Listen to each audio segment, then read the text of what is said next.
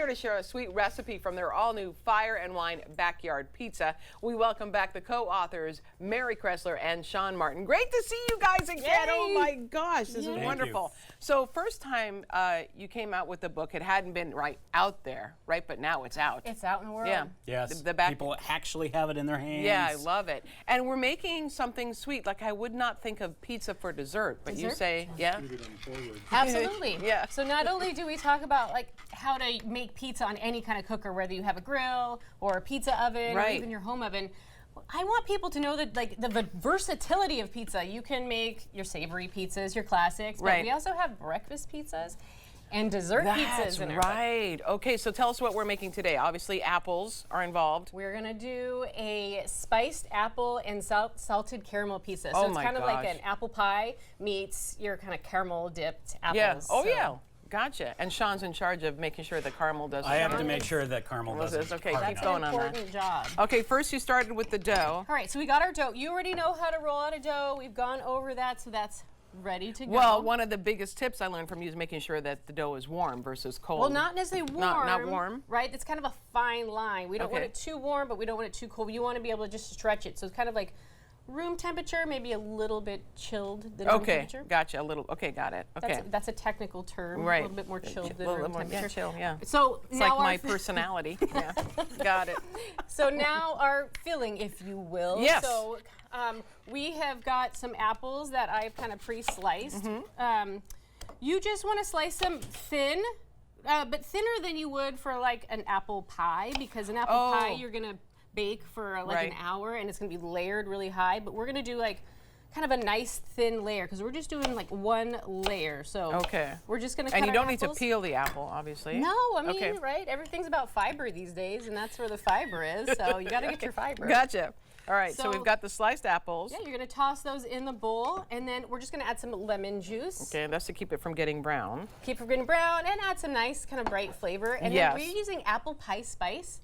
You can find apple pie spice almost anywhere. Oh yeah. But it's really just already a pre-made combination of like cinnamon, nutmeg, you know, allspice, things like that. Yeah, sure. And then here, I'll mix this because I got the little towel. Okay. And then if you want to make, instead of like a pizza sauce, we are going to be using a butter, sugar, cinnamon mix. Okay, so we've got the soft butter here. Yeah, you want softened butter. Yeah, this is something I used to make as a kid all the time. I would put it on toast. So good, just butter, cinnamon, and sugar. Okay, I'm putting it all in. Put it all in and then mix it up. I'm mixing it up. And if it is cinnamon soft toast enough, really was the best, right? Isn't it the best? Yeah, I agree. So then you're just gonna mix it up until it's just combined, and then we're gonna use that as the base for our pizza. Okay. I'm wondering if maybe I'm doing this wrong or it needs to be more melted. Oh no, there it goes. Yeah. We're getting it. As you work it, it really softens more. So yeah, it gets a little warm. There's no wrong way to do it. Okay. Sean, you're always so kind to me. There's no wrong way to do it. That's because I've learned from trial and error. You know how many pizzas turned into calzones over the last 2 years? That's true. So we'll just now get that on here. Okay. Hey, wait, hang on, people. I've got to. Okay, there we go. There we go. Okay. So we can just use this. Okay. Yeah. We're just gonna slowly kind of spread it on, and if it's nice and soft, it won't tear the dough, right? It's just spreading on, just like you would put butter on toast, right? There you go. I bet your boys must love the fact that you guys are making so much pizza. Oh my gosh. Wow. Well, it's a good thing they're teenagers and they're growing and they're bottomless pits. So. Yeah. You can never fill them up. Absolutely. Yeah, they got tired of steak. It's true story. Let's talk about. Can you believe that? Yeah. Sorry, kids. We'll move on to pizza until you get sick of that. Okay. So then we're just gonna layer this kind of like you would if you're making like an apple tart or something. Oh. Just like a single layer because it's not gonna cook as long as a pie. In your cookbook, you give a lot of great tips. One of my favorites that I really definitely learned from is the not piling it on too much. Because there's a tendency, like my husband wants it, well, put this on, and put this on, and put this on. You don't want to do that. No, because if you do, it's not going to be able to launch into the pizza oven or whatever you're cooking it on. Right. And it's going to fold over on itself and turn into a calzone. Yeah. I mean, calzones are fine and all, but...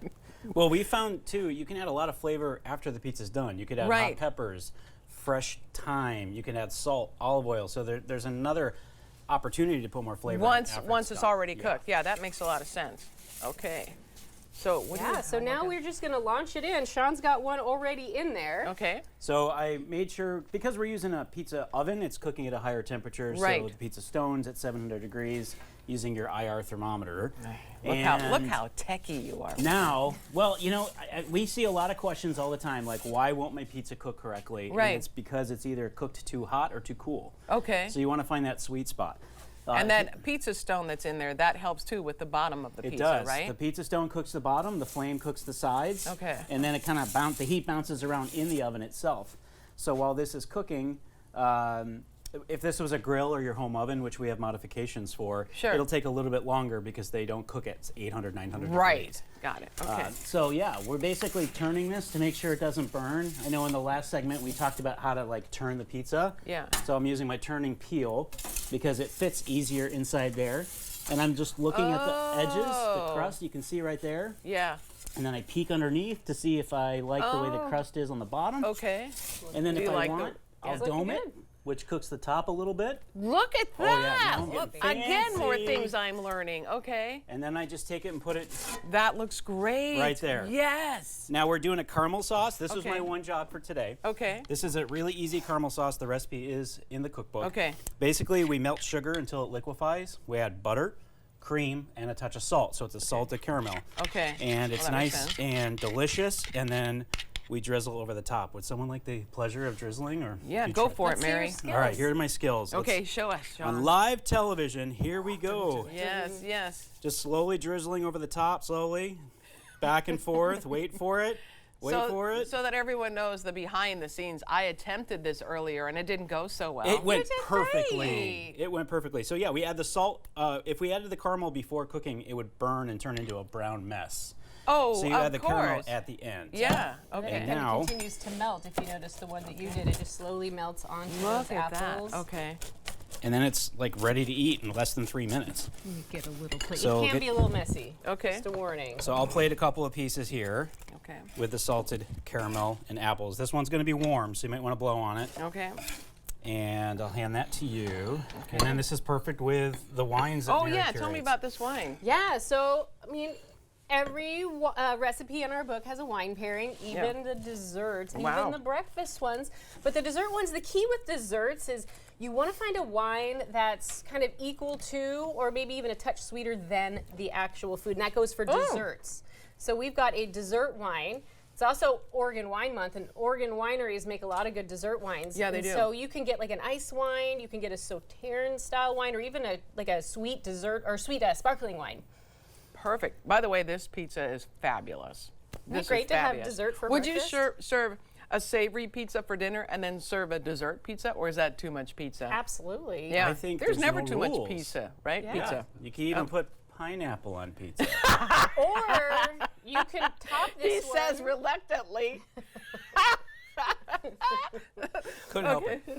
Yeah. Or what were you I was saying, gonna Mary? say, Sorry. you can even top it with some like toasted pecans or walnuts, Yeah. but I know some of us here, myself like- included, are a fan of. Nuts on stuff. Yeah, nuts in stuff. Yeah.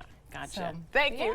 All right, check out Fire and Wine's Backyard Pizza. You also have your original cookbook, Fire and Wine. Sean and Mary, you guys are the best. Thank you so much. Thank you. We'll also put the recipe on our website at k2.com. We'll be right back with more AM Northwest. Don't go away. That is so